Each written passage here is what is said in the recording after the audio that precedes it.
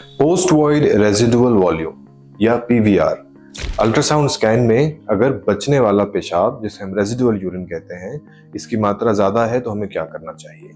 देखिए, residual urine यानी कि यूरिन पास करने के बाद जो वॉल्यूम यूरिन का ब्लैडर में रह जाता है उसे पोस्ट वॉइड रेजिडुअल यूरिन कहते हैं। नॉर्मली 50 ml टू 100 ml का यूरिन पेशाब की थैली में रह जाना नॉर्मल माना जाता है, इसे अब नॉर्मल नहीं माना जाता। और ये वेरी करता है, दिन में आपका अगर हम 3 बार मेजर करेंगे तो तीनों बार अलग अलग आएगा। आज कुछ और आएगा, कल कुछ और आएगा। लेकिन अगर ये परसिस्टेंटली इस रेंज से ऊपर है तो हम उसे एबनॉर्मल बोलते हैं। रेजिडुअल यूरिन ज्यादा कब हो सकता है? जब यूरिन के पैसेज में किसी तरह का ऑब्स्ट्रक्शन है, कोई रुकावट है।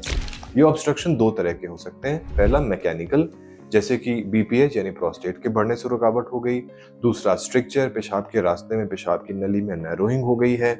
और तीसरा स्टोन्स, कोई स्टोन पेशाब की नली में या ब्लैडर नेक पे अटका पड़ा है जिसके कारण पेशाब खाली नहीं हो पा रही है।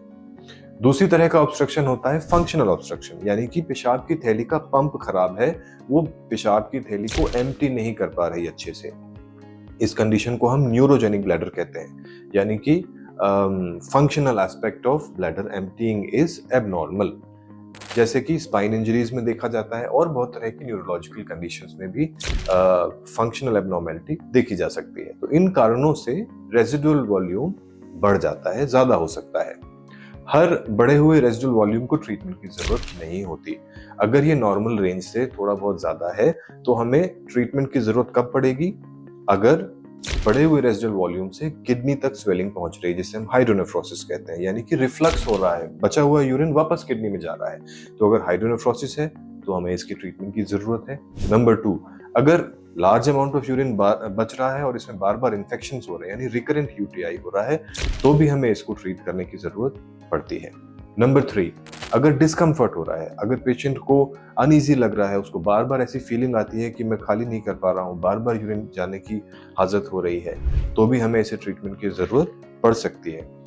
या नंबर 4, कोई सिम्टम्स नहीं है लेकिन रेजिडुअल वॉल्यूम बहुत ज्यादा है, जो कि आज नहीं तो कल किसी तरह के सिम्टम्स या एबनॉर्मेलिटी प्रोड्यूस कर सकता है। इन कंडीशंस में हमें बढ़े हुए रेजिडुअल वॉल्यूम को ट्रीट करने की जरूरत जरूर पड़ती है। अगर मामूली सा नॉर्मल रेंज से बढ़ा हुआ रेजिडुअल वॉल्यूम आ रहा है हर बार अल्ट्रासाउंड स्कैन में और किडनीज में स्वेलिंग नहीं है, कोई इन्फेक्शन नहीं हो रहा, पेशेंट कंफर्टेबल है, तो सिर्फ मामूली से बढ़े हुए रेजिडुअल वॉल्यूम को हम ट्रीट नहीं करते हैं, ट्रीटमेंट की जरूरत नहीं पड़ती है। हाँ, क्लोज फॉलो अप की जरूरत हो सकती है।